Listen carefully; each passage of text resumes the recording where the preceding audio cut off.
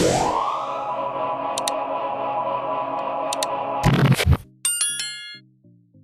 this video, I'm going over exactly how I installed this wainscoting accent wall on my staircase.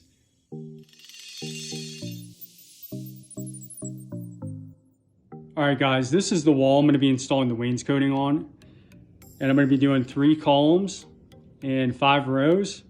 It's what made sense to me, looking at the wall visually. I think 3 columns and 5 rows will look the best. And I'll show you exactly how to take the measurements next. All right, this is the ladder I bought to do the job for my stairwell. It's a little giant Velocity 22-foot extension ladder. It also can be an A-frame ladder. Right now I have it sitting as an A-frame ladder. All right guys, I'm just getting started with the wainscoting. Because I have textured walls, I'm using this hardboard, and I'm gonna install the hardboard all the way up the wall first, and then I'm gonna put the paneling up. All right guys, I'm about to install the next piece of hardboard. I have my nail gun on my ladder here. I have my 4-foot level. I have a pencil and a stud finder. So I bought this tray to go along with this ladder, and I find it very useful so far. So I'll put liquid nails on this piece of hardboard down there. Put it all on the back side a lot. And then I'll drag it up here, climb up the ladder, and then I'll stick it to the wall.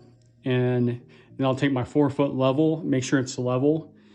Then I'll take the stud finder, find the studs. I could have done that beforehand, but I'm finding it easy to do it as I go. And then I take the pneumatic nail gun and I shoot brad nails into the studs. And then I also put some extra brad nails where I know that my boards are going to be covering so that they won't be seen. So that's how I'm doing this process, and I'll keep you updated on the rest. All right guys, when you decide you want to do wainscoting on a wall, the first thing you're going to do is you're going to measure the width of the wall, and you're going to measure the height of the wall. That's going to help you determine how many rows you're going to want to have and how many columns you're going to want to have, and how big the boxes are going to be on your wall. After you measure your height and width and you're trying to determine how many boxes you want to have, one good rule of thumb that I got from researching online is generally on the columns, you're going to want to have an odd number. So you wouldn't want to just have 2 columns. You generally would want to have 3 or 5, depending on how big the wall is. All right, this is one of the more important things, and I messed this up a few times. So you want to figure out what baseboard you're using. I went with a 1x6 board, which has an actual width of 5.5 inches. So that's going to be my baseboard, my bottom rail. So all my vertical and horizontal stiles are going to be a 1x4 inch board, which has an actual width of 3.5 inches.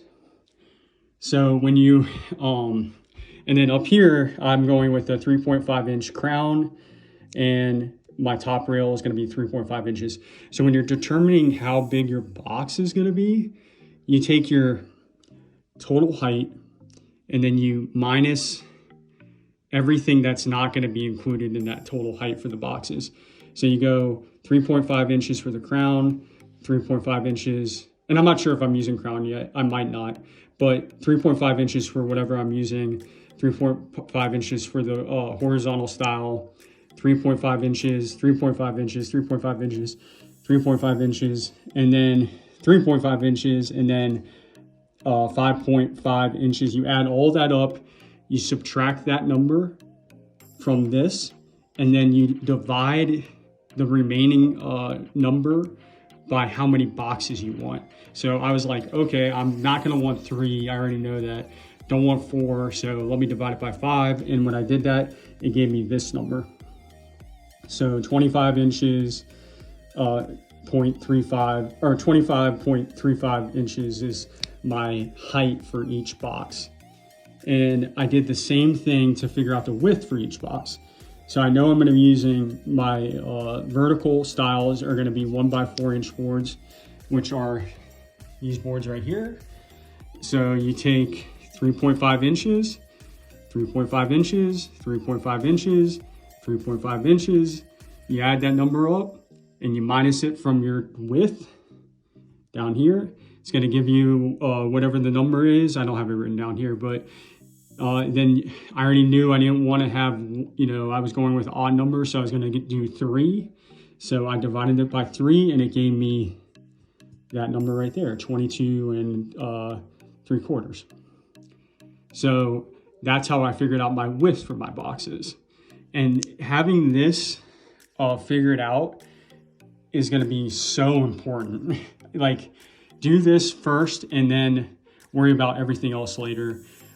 This is the most important thing before you start doing this. All right, after you figure out exactly how many boxes you're gonna have, basically how many rows and columns you're gonna have, the next thing you wanna do, for me, I have textured walls. I know that I'm from Virginia. In Virginia, there's not textured walls, so you probably wouldn't have to do this in Virginia, but in Colorado, there's textured walls. So to accommodate for not having textured walls for this wainscoting, I bought hardboard, and I put hardboard all the way up to the ceiling, okay? So I put it all the way up to the ceiling. And what I did is I used this to determine exactly where the hardboard seams are gonna be. So I made sure that when I went to Home Depot, I had them cut the hardboard to length or width for me. The hardboard panels come in sheets 4 feet by 8 feet. So you have to see what your wall's given you, but basically I was able to divide it up into 5 different sheets, and I was able to cut the length, and basically lay them horizontal and cut the width down. And I made sure when the Home Depot cut the width that you can see that seam right there. Why is my camera not looking good? Okay, you can kind of see the seams up there. But basically I made sure that those seams are going to be exactly where my horizontal stiles are going to go.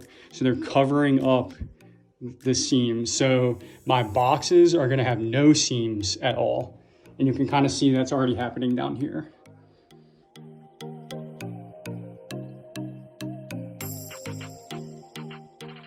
All right, guys, I'm going to show you how I did my baseboard and my bottom rail.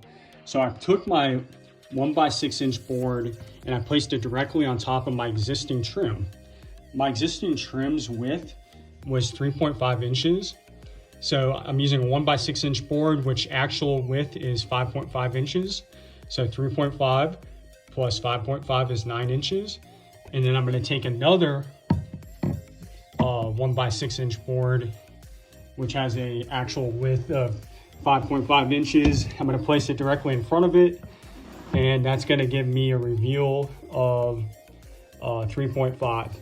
Of course, I'm going to have to cut into my trim over here to make sure it sits flush against the wall, and I'll have to mess with the carpet to make sure it sits flush against the subfloor. But that's how I'm going to do this part. Okay, so I just got done using the oscillating tool to cut out this, made sure it was the correct distance, and then I already placed one piece of hardboard right here over the old trim, because the distance, you can kind of see right here in my fingertips, the distance was greater between this. So I didn't want it to this piece of wood to be tilted in. So I'm placing 2 pieces of this hardboard direct right here. That way, when I place this over it, it's not gonna tilt in. All right, guys, I'm about to nail in the pieces of hardboard that I put here to make sure it was level. I ended up using 3 pieces, and you can see that it's basically 100% level now. So especially once I nail it in. So I just wanted to also say I bought this pneumatic nailer about 2 or 3 years ago on Amazon, and this thing is awesome. It was only $20, I think, at the time, and it has always done me well. So it's a Win pneumatic nail gun.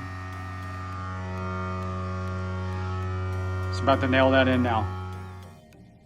All right, guys, so I wanted to talk about how I made this intersection.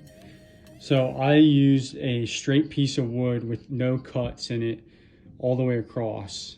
Then these vertical stiles, I had to line up, make sure they were 100% straight, so that visually when you're looking up the ceiling, you're not seeing it tilt one way or the other.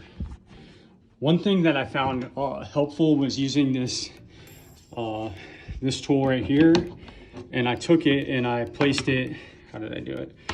I placed it like this, and I drew a line. So I knew that this was the correct distance to make this box. And then I drew a line. And then when I placed this one, I also measured, but then I used this line to kind of ensure that I was, in line with my previous position. So I did that all the way up. I also used a chalk line to help make sure I had it centered. I did a lot of different things to make sure it was centered, but that's how I did that part. And it worked out well.